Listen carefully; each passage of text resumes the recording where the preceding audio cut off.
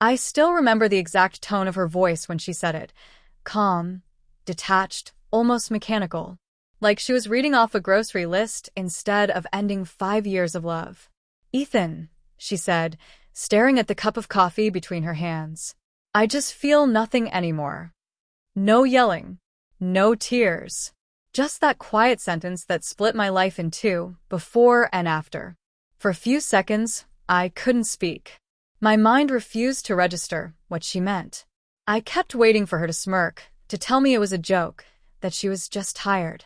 But her eyes stayed hollow, distant, unflinching. Nothing. I finally asked, "You mean for me?" She nodded once. That single, silent movement told me everything I needed to know. Her name was Leah. We met in college. She was the kind of girl who believed love could fix anything, and somehow, she made me believe it too. I thought we were unbreakable. But somewhere between promotions, bills, and the dull rhythm of everyday life, love ran out of oxygen. I didn't argue. I didn't beg.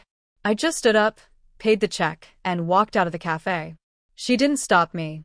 The door closing behind me sounded like the final punctuation mark at the end of a chapter. For weeks afterward, the silence in my apartment felt heavy. I kept telling myself I'd done the right thing, that you can't force someone to feel what's gone. But late at night, her words echoed in my head, colder each time. I feel nothing anymore. I deleted our photos, returned her things, even changed my morning route to avoid the cafe where it all ended. But grief is strange. It doesn't fade evenly. It lingers in the smallest places. In the scent of her shampoo on an old hoodie. In the song we used to play while cooking dinner. A month later, I ran into her best friend, Maya, at a friend's birthday dinner. I almost didn't recognize her, shorter hair, a new kind of confidence, the kind that comes after a breakup or a revelation. She smiled, but there was tension behind it. Ethan. Been a while. Yeah, I said awkwardly. How's Leah? Maya hesitated. She's figuring things out. I nodded, pretending not to care, but something about the tremor in her voice twisted in my gut. Throughout the evening, she kept watching me. Not flirtatiously, but like she wanted to say something and couldn't. When I finally stood to leave, she followed me outside.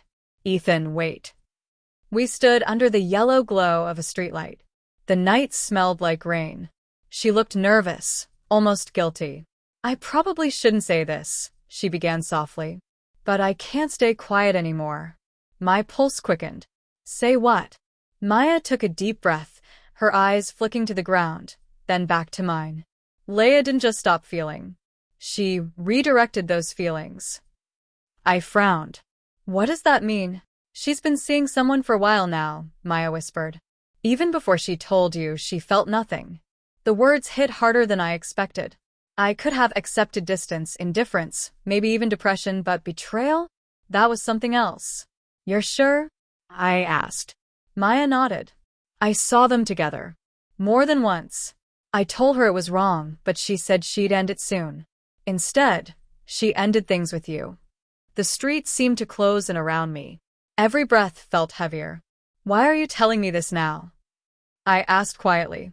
She hesitated again, then whispered something that sent a chill down my spine. Because she's not the only one who's lying, Ethan. And if you're not careful, you'll find out just how deep this goes. I stared at her, confused. What are you talking about? Maya looked over her shoulder as if someone might be listening. Then she leaned in and whispered one sentence that changed everything. Leah wasn't cheating with someone, Ethan. She was cheating on someone else. And you were part of it. For a few seconds, I couldn't process her words. What do you mean I was part of it? Maya's expression darkened. Leah wasn't single when you met her. She told you she was, but she wasn't. There was someone else, someone she never really let go of. You were her escape route. And when things got too real, she went back to him. I felt the ground shift beneath me. All those warm memories suddenly turned poisonous. The night she'd shown up crying outside my apartment, saying she'd had a fight with her ex. It hadn't been a breakup. It was just a pause.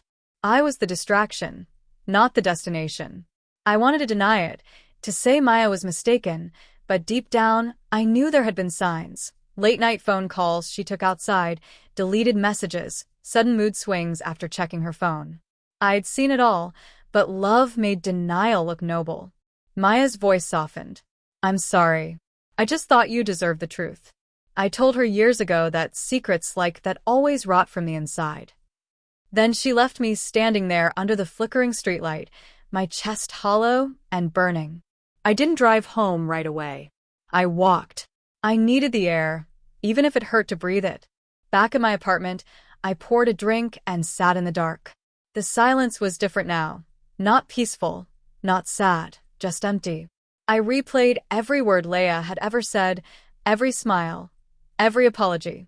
Each one now felt rehearsed. Somewhere between the first and second glass, my phone buzzed. A message from an unknown number. You talked to Maya. I froze. Another message followed. Whatever she told you, she doesn't know everything. It was her. Leia. I didn't reply. For the first time in years, I had nothing left to say. But she kept typing. I didn't want to hurt you. I just couldn't keep pretending. You were the only real part of my life, Ethan. I stared at the screen, the words blurring. It was cruel, really, how people could destroy you and still expect forgiveness to soothe their own conscience. After a long pause, I finally typed back, real love doesn't start with lies. Then I blocked her. The next few days passed in fragments. Work, silence, sleep, repeat. My friends noticed, but I didn't talk about it. What could I even say? That I'd spent 5 years building a life on borrowed emotions? That the woman I thought I lost was never really mine? One evening, my phone rang again. It was Maya. She moved, she said. Left the city. Didn't tell anyone where. I let out a long breath I didn't realize I'd been holding. Good, I said.